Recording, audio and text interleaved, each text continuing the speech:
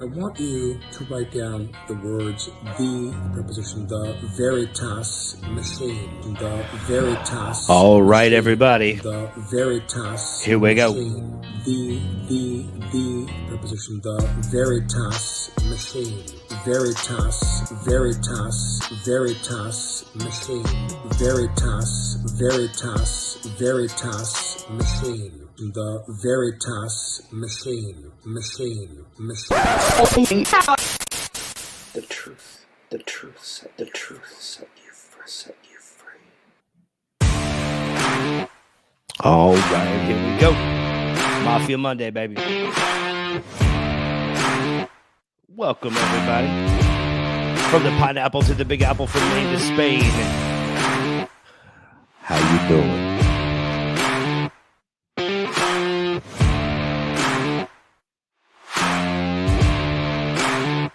Let's go.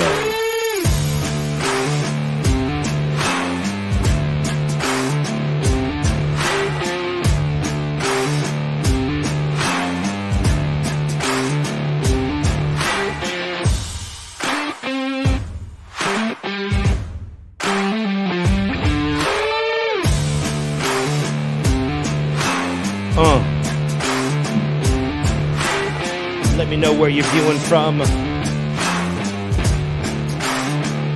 This week of the downfall. Oh, ruh-roh.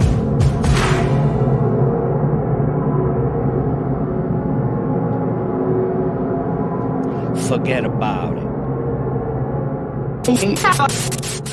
The truth set you free. Hello. That is going to be our... That's what we're going to go right into. See that? We're going to get right into this video. Welcome to my channel.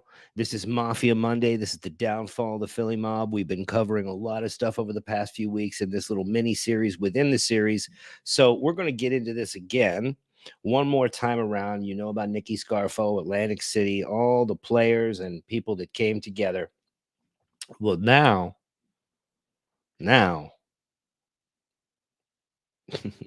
these wars just sort of got out of hand for him. Let's just say that. So let's get right into it, shall we? As the winter hiatus came to an end, Scarfo, Leonetti, and the entire mob were back home in South Philadelphia and Atlantic City.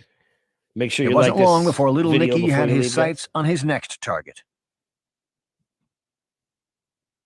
Shortly after becoming boss in 1981, Nicky Scarfo began having problems with an old-school South Philly mob associate named Frankie Flowers D'Alfonso.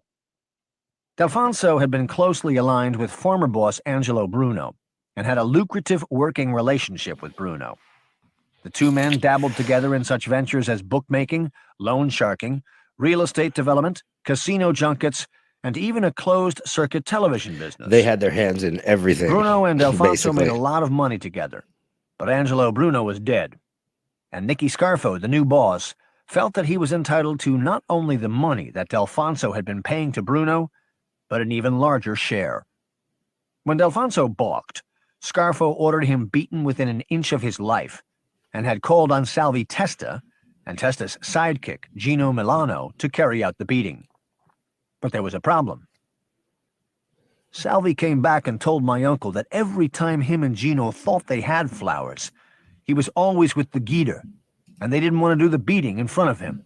Didn't want to throw him a beating. The Geeter with the heater was a popular Philadelphia area disc jockey named Jerry Blavat, who was primarily known for spinning oldies records on his radio show, for his nightclub, Memories, in Margate, and for the record hops he held at... Yo, that's a Gator with a heater up there, if you're in Philly. That's the accent. It's horrible. Catering halls and nightclubs in South Jersey and Philadelphia. When Ange was boss, the Geeter was around him a lot. He'd be at parties or gatherings we would attend, and we got to know who he was. When Ange died, the Geeter was hanging around Frankie Flowers, who had been real close with Ange. So around this time, Salvi and Gino were trying to give Frankie Flowers the beating my uncle ordered, but the Geeter was always hanging around Flowers and getting in the way of what we were trying to do. Nicky Scarfo, as you know from the previous episodes, essentially ran Atlantic City and Philadelphia because they were connected, right? Those are just two cities that are so close that he just ran all the A business. week later, Testa and Merlino finally caught him alone, and, armed with a baseball bat and steel pipe, ambushed Delfonso on a South Philadelphia street corner, beating him so badly that Frankie Flowers would spend the next several months in the hospital. Delfonso got the message. Frankie Flowers. He started paying Scarfo's street tax, and for a while Scarfo seemed content with their arrangement. But as time elapsed, Delfonso began to pay less and less, and then stopped paying altogether. Hey, Jen, how are you? Little Nicky decided it was time to send Delfonso another message, only this time, instead of bats and pipes, the messengers would be carrying guns and orders to kill. That's when they turn up the heat a little bit. Okay, right? You got to listen the first time. I mean, when Nicky Scarfo said something, he asked for something. If you said no, he was considered extraordinarily violent, very much opposite of his predecessor, Angelo Bruno. In the summer of 1985, my uncle, who ironically enough was being driven by John Stanfa, who took the place of Nicky Scarfo after Angelo Bruno was killed. Nicky Scarfo went to jail. John Stanfa ran Philadelphia for a little while. He was the driver for Angelo Bruno that night. decides that he had had enough of Frankie Flowers and wants to kill him. But Flowers did business with Benny Eggs in New York, who was the Chin's underboss. And my uncle goes through the proper channels and reaches out to Benny Eggs and the Chin through Bobby Manna, who was the consigliere. My uncle sent word that he wants to kill Flowers. You've probably heard a couple of these names before, but you have not yet heard Frankie Flowers. Benny Eggs, we have heard before in this series. We heard of Benny Eggs, so obviously he's like a pretty well-known guy. Apparently he has some sort of farm. You just go out, you want something from, you see Benny Eggs. Do what you got to do. So we banged him out as he was walking down the street near the Italian market in South Philly. They hit him 5 times, and he died right there in the street. My uncle loved it. Right in front of the Gabagol. He said, "Every once in a while, you got to show people this." And he made the sign of the gun. That's what he always did. It keeps him in line. Of the gun. The July 1985 murder of Frankie Flowers served as a reminder to everyone that failure to pay the Scarfo street tax would result in death. Let me tell you something. You see what happened to Frankie Flowers? All right? You see what happened to Frankie Flowers? All right? Frankie Flowers is pushing up what? Ironically enough, daisies. Those are flowers. So, okay? You understand what I'm saying? In the weeks that followed the Delfonso murder, the cash was pouring in faster than it ever had before. The Scarfo mob was making money hand over fist. You have to remember, all the shake money, the money we got from the street tax, went into what we called the elbow. Oh, my gosh. And it was divided between my uncle, he would take half, and me, Chucky, Lawrence, Salvi, and Ciancarlini would split the other half. Cingolini. But Salvi was dead, and Ciancarlini was in jail. So the elbow was now just the 4 of us. He's talking about Tommy Cingolini. The new arrangement should have made Leonetti and the Merlino brothers extremely wealthy. But the despotic Scarfo began to exhibit a new trait, unbridled greed. One day, he just looks psychotic, doesn't he? He just looks crazy. My uncle tells me to go to Longport. And this is Philly Leonetti. If you do some searches, you will see some interviews, I believe, with this gent. We got a lot of stuff to do on Mafia Mondays, a lot of stuff to get to. A lot of the history of the mob, where it came from, why it was put together. An old-timer who used to be around Tony Bananas before he got killed. Oh, Tony Bananas. Everyone called him Little Felix. So I meet up with him at a coffee shop, and he gives me a shopping bag with $180,000 in cash inside. Oh. He made a score, sweet tornado. And this was my uncle's end and the money for the elbow.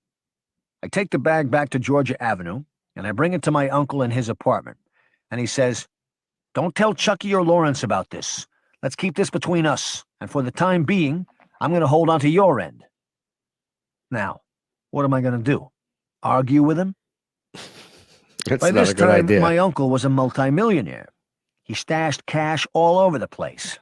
We built a fake wall in his apartment, and we had a safe behind the wall. A lot of this information that we're seeing right now, a lot of this narrative and story is from this gentleman right here, Philip Leonetti. And we were It's hiding from it in his furniture. his memoirs. We'd cut a hole in a couch or a chair, put $100,000 in there, and sew it back up. Oh, So the last and then thing we he give needed away was the to rob couch, and my we'd be end, like, forget or what about was it. supposed to go to Chucky and Lawrence. But he did. He kept all that money for himself. A year after the death of its street boss, Salvi Testa, the Scarfo mob was still trying to reorganize to fill the void that came with Okay, so Salvi was Phil Testa's son. All right, so this is Salvi Testa. Phil Testa was the chicken man. They blew him up. Remember Phil, the chicken man Testa? They blew him up already. He's already gone. And this is Salvi. with losing someone of Testa's caliber. When Salvi died, a lot of You things don't want to lose changed. Salvi. They lost Salvi. For starters, he was one of our top guys. And you can't replace a guy like that with a guy like Tommy Dell, who is now one of the guys running the day-to-day operations in South Philadelphia, which is what Salvi did when he was alive. My uncle also broke up Salvi's crew, which is one of the other reasons he wanted to kill Salvi. He didn't like all them young guys together. There was a period of time in Philadelphia when there was an extreme amount of violence going on at one time. I mean, I just remember when I was a kid, you know, just all the shootings and the killings, and it would be on the news, and, you know. Bobby said, "Nick, if you feel he knows the rules and he knows how this thing works, then I don't think how old he is really matters much. Look at that, Philadelphia. Plus, right don't behind forget, Luciano, It's my hometown, by the Lansky, and way. Capone were all in their 20s when they started this thing, so I don't think age really matters." And my uncle just nodded and looked at me and patted me on the back of the head. you. That would drive me nuts. A week later, Nicodemo-Scarfo called a meeting and announced to the members of his crime family that Salvatore called a Chucky meeting. Merlino and his brother Lawrence Merlino were being taken down, and that his nephew, Philip Leonetti, was now the new underboss of the Philadelphia Atlantic City mob. Neither of the Merlinos was invited to the meeting. Wow. So what they were doing is they were trying to make a move to get rid of Chucky Merlino, who is Joey Merlino's dad. Now, Joey Merlino allegedly runs the mob today. All right. But there's another faction that has come in because all these guys from this time where everyone got arrested in this downfall part, well, guess what? They're all getting out of jail now, and they're all coming home to Philly. My uncle addressed the family and said, "I'm going to give Chucky a break here. I've known him a long time. I know that he is going to jail in a few weeks. I'm going to let him go to jail and clean his act up, sober up. If he does that, we will welcome him back into this family when he comes home. If he does not, it's this." And he did the sign of the gun. They see? All right. For You him, guys got to his get. brother, and maybe his son. Hey, Carrie, how you doing? At 32 years old, Philip Leonetti became the youngest underboss in the modern-day history of La Cosa Nostra. He was the #2 man behind his uncle, Nicodemo Little Nicky Scarfo, one of the most powerful mafia dons in the United States, and he couldn't have been less happy about it. I was numb. I didn't have a feeling one way or the other. By this time, I was so sick of my uncle and all of his treachery that I didn't even want to be around him anymore, let alone be involved in La Cosa Nostra. That's how bad it had become. And it's that greed. Following the right? murder It's of that Salvi greed. Testa and his uncle's betrayal of Nick the Blade Virgilio and the He was Merlino just legendary for it. Philip Leonetti had seen enough to believe that eventually his uncle would turn on him. If we had made it a few more years, he would have turned on me and tried to have me killed. It's I probably have true. no doubt in my mind about it. One time, my uncle and Nicky Jr. got into an argument, and Nicky Jr. was talking fresh to my uncle. I was right there, but I didn't say a word. When Nicky Jr. left, my uncle turned to me and started hollering, "You need to teach him that he can't talk to me like that." And I still didn't say anything. Very quickly, my uncle's colors changed, and he says to me, like he just figured out the answer to his own question, "I see what it is. You want him to get in trouble. You want me and him to be at odds. I see what it is with you." This is how sick he was. In his mind, he thought I wanted him and Nicky Jr. to argue and to fight because it would be better for me, which was the last thing on my mind. As Leonetti began to settle into his new position as underboss, Scarfo placed the relatively inexperienced duo of Francis Faffi Iannarella and Tommy Del Giorno Look at South in Philly. charge of the family's street operation in Look at Philadelphia. those cars. And entrusted them with delivering the news to the Merlino brothers that they had been taken down. My uncle said to me in a very aggressive tone, "If I have to see either one of them guys, meaning Chucky or Lawrence, if either one of them try and come down here and see me, I am ordering you to kill them on the spot. And that is a direct order from me to you. I'm not your uncle saying this. I'm your boss in La Cosa Nostra. If you don't want to see them dead, tell them to stay the fuck in Philadelphia and clean their acts up." It was as if my uncle was saying that he spared their lives because I had spoken against it. But he was warning me that they were on very thin ice. The very next day, I get a call in the office from Chucky. He says, "Philip, what's going on? He took us down and now he won't see me." I told him, I said, "Chuck, just stay in Philadelphia. Be with your family, go do your sentence, and everything will be okay." And he said, "What did I do? I didn't do anything. I just want to come down and talk to him and straighten things out before I go to jail." It's not a good and idea. I said, "Chuck, please don't come here. Please don't. And again, this is family, Chucky Merlino. Go to jail, and everything is going to Joey be okay. Merlino's but please dad, do not come here, Chuck. I'm begging you." Salvatore Chucky Merlino had been around Nicky Scarfo for over 30 years, and he knew by the tone of Philip Leonetti's voice in imploring him not to come to Atlantic City that Leonetti was warning him of Scarfo's desire to kill him if he did.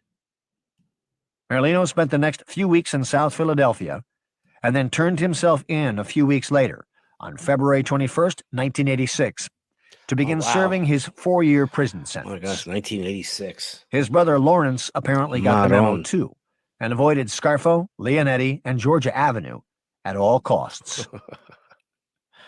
I didn't save Chucky and Lawrence's life with that call. I saved my uncle's, because there was no way I was killing either one of them, and if push came to shove, I was going to kill my uncle. Wow. I was absolutely disgusted with him, because at that point, if I had disobeyed his direct order to me to kill either one of them, he would have had me killed, and then he would have killed them.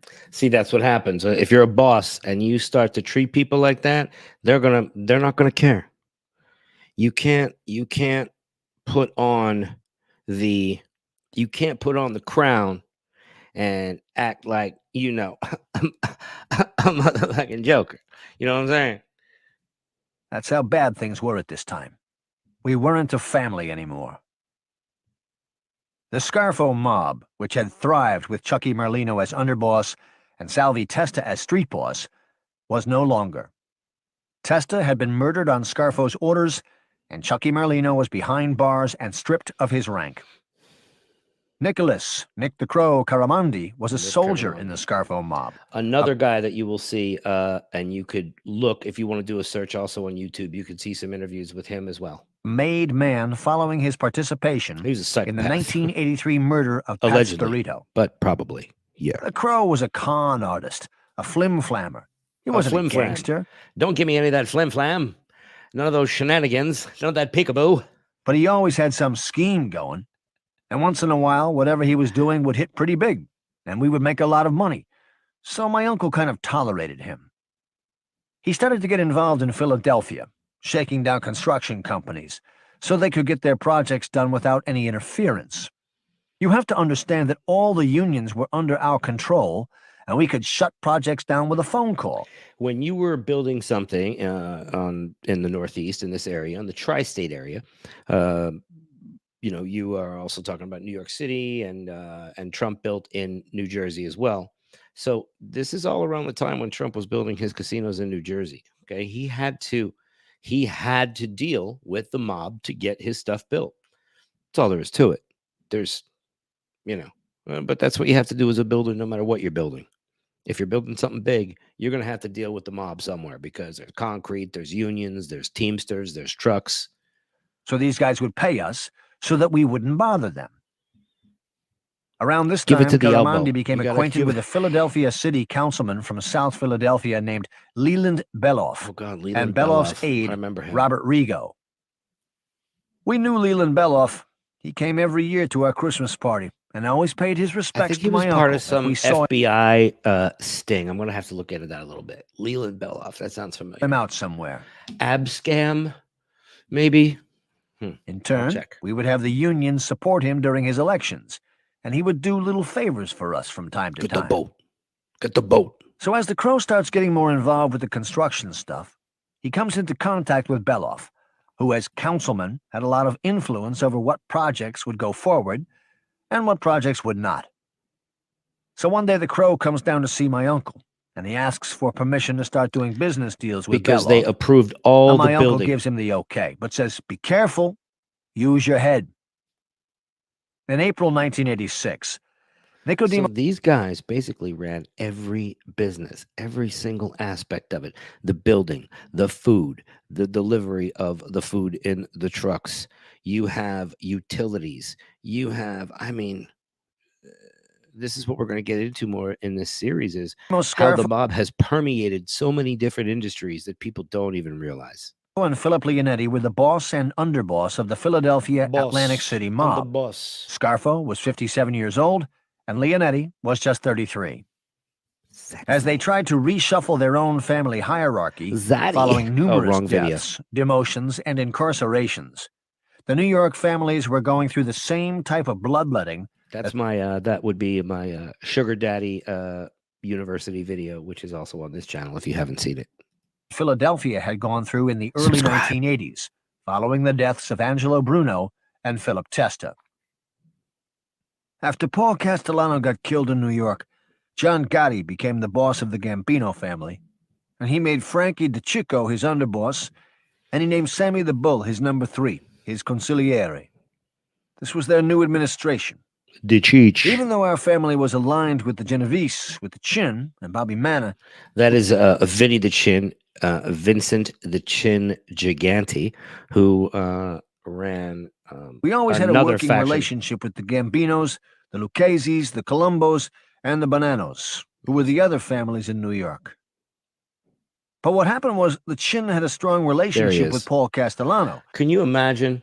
Why would they call this guy Vinny the Chin? Why? Look at that chin. Good Lord. Look at the tie. That tie is pretty nice. In the sense that while they weren't the best of friends, but I'm colorblind, they didn't get in each other's way, and they would help one another from time to time.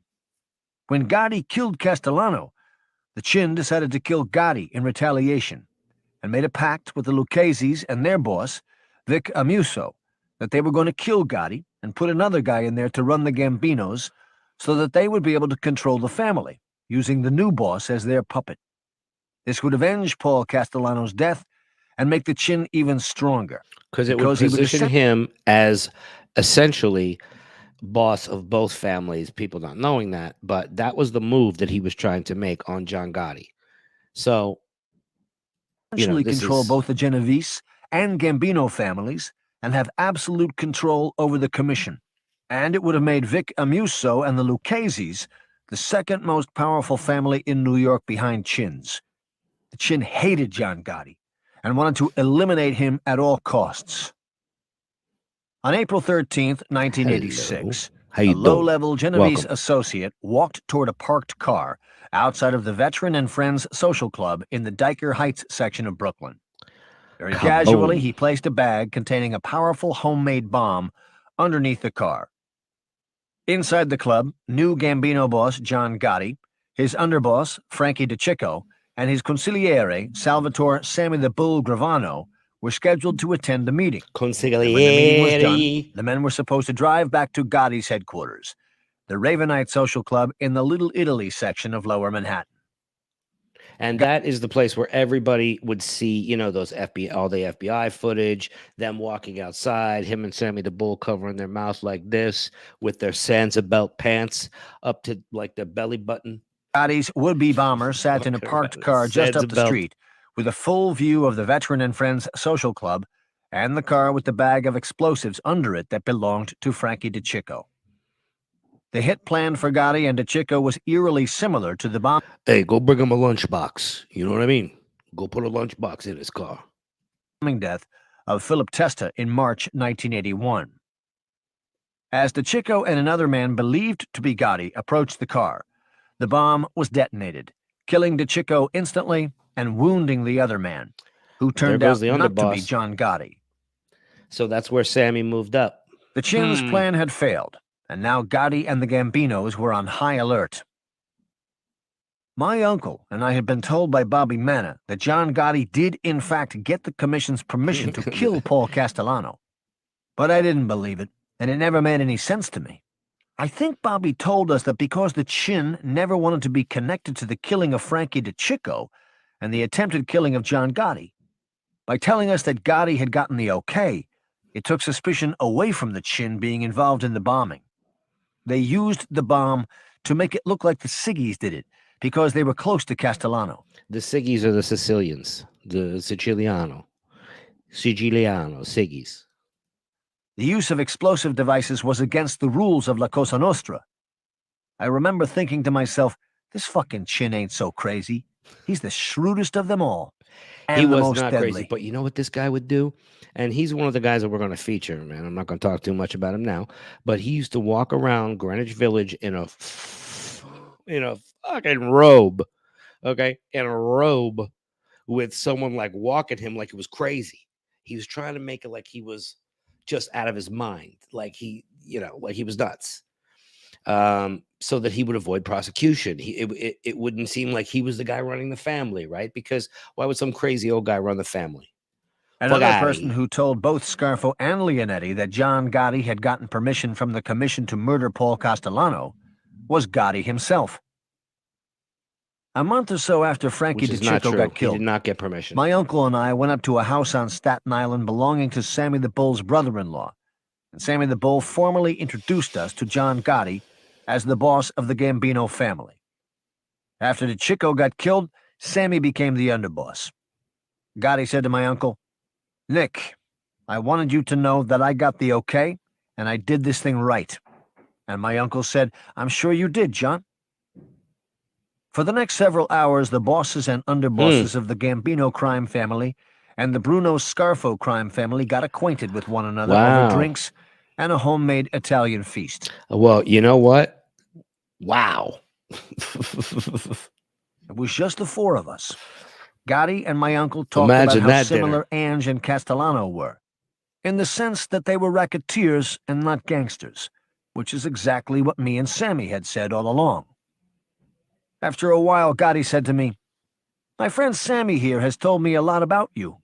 And then he said to my uncle, "Your nephew here has quite a reputation for such a young man."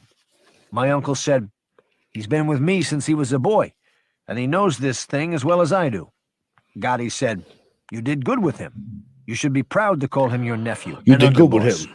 We need more young men like him in La Cosa Nostra. But these young kids today, this generation, they're not like us, Nick. There's no one left to teach them the rules and show them the parameters of what this thing is all about. Gotti spoke very fondly of his mentor, Agnello della Croce, and my uncle talked the same way about Skinny Razor, and you could tell that Gotti felt the same way about La Cosa Nostra that my uncle did. All in all, it was a great meeting. All in all, it was a great meeting. And there you go. And you'll see that in the thing. That's from the Everything Network. They have a lot of great stuff over there. You might want to give them a sub. And speaking of that, make sure you like and subscribe to my channel, because there's only about, there's a percentage of you that are watching that aren't subscribed. So jump on the good foot, get it going. And I'll tell you what, make sure you like and share this. Help out this page. I really do appreciate you guys joining me. Stay tuned, set notifications so that you get more videos when I put them out. We got a lot of great stuff coming up, and we're going to see you on the next one, okay? Thanks so much, you guys. Full send, baby.